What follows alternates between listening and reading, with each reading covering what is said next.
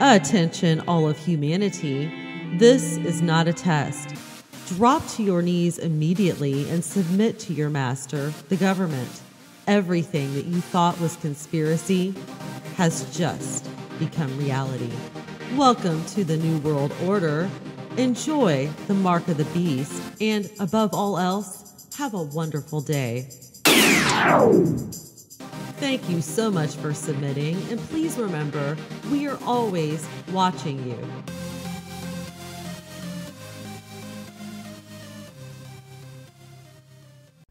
It's Lindley Oz, and we know that a huge part of the end times is going to be a one world government run by a one world leader, and that one world leader, of course, will be the Antichrist, the physical embodiment of Satan. So this article here, and we're going to brush on a few articles that all play into this, including a new one about September. But this one says in September of 2015, Agenda 21 will be transformed into the 2030 agenda. Now, everybody's looking at September. So lo and behold, now we have the September Agenda 21 being transformed into the 2030 agenda. And wait till you hear what Michael Snyder writes. It says, if you don't like Agenda 21, then you're really not going to like the 2030 agenda. Next month, the UN is going to launch the 2030 agenda at a major conference that will be held from September the 25th to September the 27th in New York City. The Pope, go figure, is actually traveling to New York to deliver an address which will kick off this conference. Unlike Agenda 21, which primarily focused on the environment, the 2030 agenda is truly a template for governing the entire planet. In addition to addressing climate change, it also sets ambitious goals for areas such as economics, health, energy, education, agriculture, gender equality, and a whole host of other issues. Now, I'm going to show you the actual document. It's a long document, so we won't be able to read it or anything. I'm going to just scroll down and let you see it. Okay, the actual government document. Education, agriculture, gender equality, and a whole host of other issues. As you will see below, this global initiative is being billed as a new universal agenda for humanity. If you are anything like me, alarm bells are going off in your head right about now. Well, as I mentioned, we know there's going to be a one world government, and that one world government is going to need a one world leader. So that is very important. And there will be a one world universal religion. Everything is coming together. Let's see what else Michael Snyder writes here. This new agenda is solidly rooted in a document known as Agenda 21 that was originally adopted by the UN back in 1992. Now, he has an excerpt from Wikipedia. It says the full text of Agenda 21 was made public at the UN Conference on Environment and Development, the Earth Summit, held in Rio de Janeiro on June 13th of 1992, where 178 governments voted to adopt the program. The final text was the result of drafting, consultation, and negotiation beginning in 1989 and culminating at the 2-week conference. Since that time, Agenda 21 has been modified and amended numerous times. Noteworthy changes occurred in 1997, 2002, and 2012. But now, the UN's Sustainable Development Program is being given an entirely new name, and the scope of this agenda is being broadened dramatically. The following is what the official United Nations website has to say about it. Here's an excerpt. The United Nations is now in the progress of defining sustainable development goals as part of a new sustainable development agenda that must finish the job and leave no one behind. This agenda, to be launched at the Sustainable Development Summit in September of this year, 2015, is currently being discussed at the UN General Assembly, where member states and civil society are making contributions to the agenda. Just a few days ago, the core document for the 2030 agenda was finalized. When what is in this document starts getting out, it is going to create a huge stir among Americans that are concerned about the ambitions of the globalist. The following comes from the preamble of the document. Okay, we have First off here, this agenda is a plan of action for people, planet, and prosperity. It also seeks to strengthen universal peace and larger freedom. We recognize that eradicating poverty in all its forms and dimensions, including extreme poverty, is the greatest global challenge and an indispensable requirement for sustainable development. Number 2, all countries and all stakeholders acting in collaborative partnership will implement this plan. We are resolved to free the human race from the tyranny of poverty and want, and to heal and secure our planet. We are determined to take the bold and transformative steps which are urgently needed to shift the world onto a sustainable and resilient path. As we embark on this collective journey, we pledge that no one will be left behind. And finally, number 3, the 17 Sustainable Development Goals and 169 targets, which we are announcing today, demonstrate the scale and ambition of this new universal agenda. They seek to build on the Millennium Development Goals and complete what these did not achieve. They seek to realize the human rights of all and to achieve gender equality and the empowerment of all women and girls. They are integrated and indivisible and balance the 3 dimensions of sustainable development: the economic, social, and environmental. As you can see, this is not just a plan to fight climate change. This is literally a blueprint for transforming global society. The core of the plan is a set of 17 specific goals. Let's take a look at these 17 specific goals real quick. Goal number 1, end poverty in all its forms, everywhere. Goal number 2, end hunger, achieve food security and improved nutrition, and promote sustainable agriculture. Goal number 3, ensure healthy lives and promote well-being for all at all ages. Goal number 4, ensure inclusive and equitable quality education and promote lifelong learning opportunities for all. Goal number 5, achieve gender equality and empower all women and girls. Number 6, ensure availability and sustainable management of water and sanitation for all. Number 7, ensure access to affordable, reliable, sustainable, and modern energy for all. Number 8, promote sustained, inclusive, and sustainable economic growth, full and productive employment, and decent work for all. Number 9, build resilient infrastructure, promote inclusive and sustainable industrialization, and foster innovation. Number 10, reduce inequality within and among countries. Number 11, make cities and human settlements inclusive, safe, resilient, and sustainable. Number 12, ensure sustainable consumption and production patterns. 13, take urgent action to combat climate change and its impacts. 14, conserve and sustainably use the oceans, seas, and marine resources for sustainable development. Number 15, protect, restore, and promote sustainable use of terrestrial ecosystems, sustainably manage forest, combat desertification, and halt and reverse land degradation and halt biodiversity loss.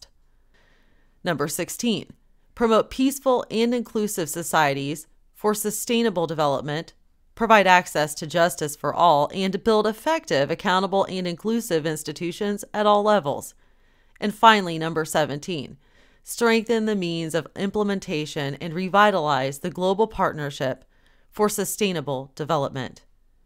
Many of those sound very good, and I agree. They sound good. After all, who wouldn't want to end poverty or halt biodiversity loss? But as you read through that list, ask yourself what forms of human activity would be excluded from it. Personally, I have a hard time coming up with much of anything. As I discussed earlier this week, the globalists want to use sustainable development as an excuse to micromanage the lives of every man, every woman, and every child on the entire globe. We are told that individual liberty and freedom are dangerous because when everyone just runs around doing whatever they want, it is bad for the planet. For example, one of the goals of the sustainable development crowd is to push the human population into giant megacities and to allow nature to recapture much of what has already been settled by humanity. The following map that comes from America 2050 is one example of what they want to do. A recent piece by Dave Hodges alerted me to this map, and it shows what the United States may look like in a few decades if the globalists have their way. Actually, the way things are going, possibly sooner than that. Here's a close-up of that map. And of course, this is just the tip of the iceberg. Eventually, the globalists want to fundamentally transform virtually everything about our society. This includes our economy, our government, our entertainment, our social interactions, our families, and even our religious beliefs. So don't let all the nice language fool you. This new universal agenda is far, far more dangerous than Agenda 21 ever was, and it is a giant step forward into a one-world system governed by bureaucratic control freaks. So, all that being said, the New World Order is emerging. They've been around for a while, slowly but surely, reaching toward their goals. But once it's finally established, we will have a one-world government system. And as I said earlier in this video, that one-world government system is going to require a one-world government leader who rules the entire planet. That person will be the physical embodiment of Satan himself, who will sit on the throne in the third temple and announce that he is the Messiah. So this is coming to pass in our generation. The other significance I mentioned was that this is going to take place in September. The Pope is behind it as well. We know what he is. These are all relevant issues. They're all facts. We can also compare it against God's word and see that it fits perfectly with Bible prophecy. Now we're looking at the actual agenda on the government website, sustainabledevelopment.un.org. Transforming Our World, the 2030 Agenda for Sustainable Development. Finalized text for adoption August 1st. It gives the preamble. It says this agenda is a plan of action for people, planet, and prosperity. It also seeks to strengthen universal peace and larger freedom. We recognize that eradicating poverty in all its forms and dimensions, including extreme poverty, is the greatest global challenge and an indispensable requirement for sustainable development. All countries and all stakeholders acting in collaborative partnership will implement this plan. We are resolved to free the human race from the tyranny of poverty and want to heal and secure our planet. So you can see that Michael Snyder quoted directly from this document. Now it breaks it down. People, planet, prosperity, peace, partnership, declaration. It says, we, the heads of state and government and high representatives, meeting at the United Nations headquarters in New York from 25 through 27 September of 2015, as the organization celebrates its 70th anniversary, have decided today on new global sustainable development goals. Okay, then it goes down into some more details about that, their vision. It says, in these goals and targets, we are setting out a supremely ambitious and transformational vision. We envisage a world free of poverty, hunger, disease, and want, where all life can thrive. We envisage a world free of fear and violence, a world with universal literacy, a world with equitable and universal access to quality education at all levels, to health care and social protection, where physical, mental, and social well-being are assured. A world where we reaffirm our commitments regarding the human right to safe drinking water and sanitation, and where there is improved hygiene, and where food is sufficient, safe, affordable, and nutritious. A world where human habits are safe, a world where human habitats are safe, resilient, and sustainable, and where there is universal access to affordable, reliable, and sustainable energy. Now there's more. Okay, this is a long document. You can see I'm scrolling down it. I will leave the link below the video, but here's the thing. It all sounds good, just as Michael Snyder wrote. But How are they going to reach these goals? What does that mean for us? What does it mean for our freedoms? What does it mean prophetically? Well, I've already told you this is all lining up with a one world government with a one world leader, and it takes place in September. Is that significant biblically and prophetically that it also takes place in September along with a whole slew of other things that are being reported? Well, let's look at Michael Snyder's article, What is Going to Happen in September of 2015? Why are so many people storing food and supplies? He writes, have you noticed that there is a tremendous amount of internet buzz about the month of September 2015? Never before have I seen so much speculation about what would happen in one particular month. Some people believe that we will see an economic collapse next month. Others believe that there will be some sort of historic natural disaster, and others are convinced that the judgment of God is coming. So right now, large numbers of Americans are stocking up on emergency food and supplies like crazy. Personally, I have never been more concerned about any period of time as I am about the last 6 months of 2015. Several weeks ago, I expressed my belief that chaos will begin once the summer ends. These are the last days of normal life in America, and just about everything that we currently take for granted is about to be shaken. I agree with Michael Snyder. I don't know positively because I haven't been given some great prophecy because I'm not a prophet, I'm just a watchman. But I'm certainly looking at what the prophets are saying. I'm looking at what the godless are even saying. I'm looking most of all at what the Bible says and comparing it against that. And I cannot deny that it certainly appears something is going to happen in September. He continues writing, a lot of people that I know have been storing up food and supplies like never before, but I didn't realize how widespread this phenomenon was until I came across the following natural news report. Now, I went ahead and opened that link as well so you can see straight from the source. It says, food storage supplies running out nationwide as citizens prepare for September events. A recent investigation by an alternative news website turned up a shocking truth. Due to huge demand, a growing number of storable food companies are experiencing dramatic shortages of virtually all goods, meaning that should a regional or national emergency strike, millions of Americans will be left with nothing to eat and completely dependent on an understaffed, underfunded government. As reported by allnewspipeline.com, correspondents for the news site began visiting a number of survival food websites in July with the goal of ordering some essential bulk food items that included potatoes, carrots, mangoes, peaches, powdered eggs, and powdered milk, among other items. But the more they shopped, the more they found notices on the survival food sites stating that supplies were either low or temporarily out of stock. Only the warnings did not say that stocks would be immediately replenished.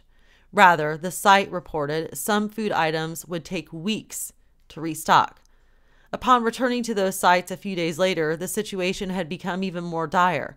Many sites weren't even certain when stocks of some items would be replaced.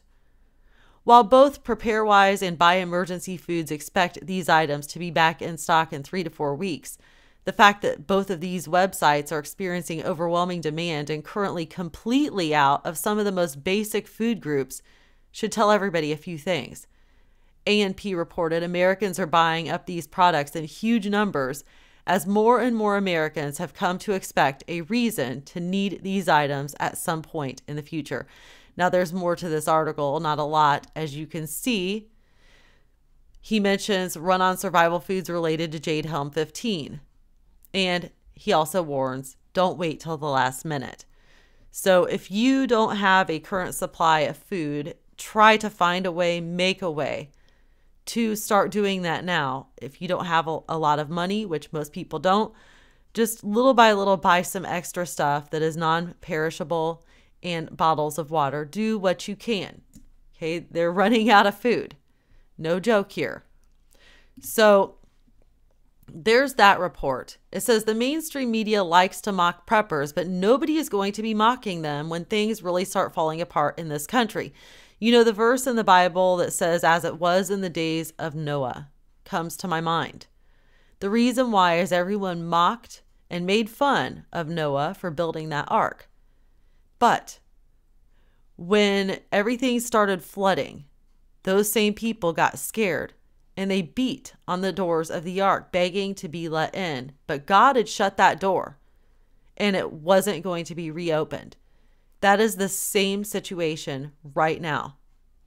Everyone's making fun of these people who are out there warning, putting them down, mocking them, laughing at them, calling them liars, whatever the case may be. Those same people, and if you're one of those people within the sound of my voice, when all of this stuff happens, you're going to be one of those people, just like in Noah's day, beating on the door of that ark, and nobody's going to let you in. So now is the time to get ready. Let's finish with this article. When there is a severe lack of food, ordinary people can start acting like wild animals, and that is very true. I've seen it myself, as I mentioned in a previous video, when the power was out for a few weeks. Imagine what it's going to be like when all hell breaks loose. That's why they've got Jade Helm 15 training for martial law, because all hell is getting ready to break loose. Just consider what is happening in Venezuela right now. In this video, he's got it linked to the videos. You can watch average Venezuelans go into panic mode over just a little bit of food. Will we eventually see similar scenes in this country? Many Americans are also feverishly stocking up on physical gold and silver. In fact, sales of gold eagles are up 50% compared to last year. Why is this happening? Why are people so freaked out? Well, more than anything else, people are pointing to the month of September. The following comes from a recent piece authored by Lisa Haven. Now, Lisa Haven's the real deal. She's my very good friend. We met over WordPress, and we've even gotten together in person. So she is a very sincere, honest Christian getting the news out there. Listen to what she's saying. It seems a lot of people lately are having a gut feeling that something big is about to unfold, but no one knows exactly what it is. Maybe people are feeling that way because of the events that are taking place around them. From signs in the heavens to military stockpiling to politically disturbing events, there seems to be a confluence of activity both in the political and spiritual realm, culminating in 2015, causing people's alarms to go off. Could it be that people are feeling this way because of the eerie events that are culminating in September? Like many others, I also have a feeling that something big is about to happen. Then he gives a video link to a video that was posted on InfoWars. Pretty ominous, huh? In the article that I quoted from above, Lisa Haven put together her own list of key events. Some of these events have already happened, some are about to happen, and some will happen during the month of September itself. Number 1, NORAD reopens Cheyenne Mountain after years of closure due to worries about an EMP attack. So they were real worried about an EMP attack, but they're finally reopening. U.S. Supreme Court legalizes gay marriage in all 50 states. Star of Bethlehem appears on June the 30th. Talisman saber starts. Pope Francis declares his desire to build a world government and a new world order. We just talked about that. The Temple Institute announces their plan to farm raise red heifers, a precursor to the building of the temple. Number 7, New York Stock Exchange crashes, United Airlines halts, Wall Street Journal site, and Chinese market shut down. Number 8, Jade Helm begins July 15th. Number 9, Shemitah year. Number 10, Jubilee year. Number 11, Blood Moon Tetrad concludes September the 28th. Number 12, UN hosts their Agenda 21 meeting, Sustainable Development for the entire planet. September 25th through 27th, Pope will travel to New York and address Congress and attend the meeting. Number 13, the coming UN proposal to make Palestine a state. If they do that, wouldn't that possibly involve a peace agreement? A pretty impressive list, but before I continue, I do want to note one thing. I do not believe that the Jubilee year begins in 2015. In my research, I have come to the conclusion that Jubilee years begin in our calendar years that end in 29 and 79. In other words, the last 2 Jubilee years began in 1929 and 1979, and the next one will begin in 2029. Sometime soon, I hope to write an entire article about this. But without a doubt, there is a very impressive confluence of events that all come together in September. The following is an extended excerpt from one of my previous articles. So he brushes on some dates here. So what is going to happen this September? Whatever it is, we don't have very long until we find out. Recently, there have been a few people that have come to my websites that have suggested that getting wrapped up in these things is wrong, and that instead we should just seize the day and focus on enjoying our lives as much as we can. I get that too, and worse. Of course, the truth is that it doesn't do any good in the long term to stick our heads in the sand. If we willingly ignore the ominous clouds on the horizon, we do so at our own peril, and he's exactly right. I think that all of us should consider these words that were recently penned by Larry Tomczak. It says, suppose you were born in the late 1930s, reports are drifting your way about rumblings concerning Japan and its saber rattling toward America. In Germany, there is a firebrand on the horizon, stirring the people to reclaim Germany's glory. Rumors are circulating about a possible invasion of Poland. Winston Churchill is unbraiding his prime minister for declaring peace in our time after an ill-advised deal with Adolf Hitler. Economic storm warnings are increasing and rumors persist about possible rationing if war was to break out. A fascist dictator is coming to prominence in Italy named Benito Mussolini. Catch the drift of where I'm headed? I am persuaded that we live in a similar period of history. A perfect storm is developing, and this is not some surreal conspiracy theory. It is no exaggeration to say America is at a crossroads, in a meltdown, at a tipping point, experiencing unprecedented changes. Observing our president act like a one-man wrecking crew to bring about his fundamental transformation of America. Like Tomczak, I believe that we have reached a tipping point and that we are entering a perfect storm. I believe that the months ahead are going to dramatically change life in America and that we are entering difficult times unlike anything that any of us have ever experienced. And I believe the same. I believe that the months ahead are going to be crucial for determining the fate of America, the fate of the world, and the fate of many of us and our personal lives. I believe that notifying people of these things is a huge act of mercy and love. After all, if we saw our child picking up a bottle of something poisonous, unscrew the lid and put it to their lips, we would scream bloody murder in order to startle them, in order that they would not drink that poison to save their lives. Those of us who are sending out the warning, who are sharing with you what's going on in relation to Bible prophecy, we are just like the parent who is trying to save the child from poisoning itself and dying. What we are doing is a great act of mercy and of love. And what God is doing by sending out the watchmen to warn and the prophets to warn is a great act of his mercy and his love. Pay attention. Pay attention to all of these things going on because something big is getting ready to happen. This is Lynn Lee Oz. God bless you and thank you for listening.